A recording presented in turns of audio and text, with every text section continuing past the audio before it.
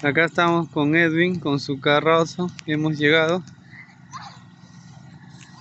para acá por Guaral, disfrutando un poco del paisaje y liberándonos del estrés.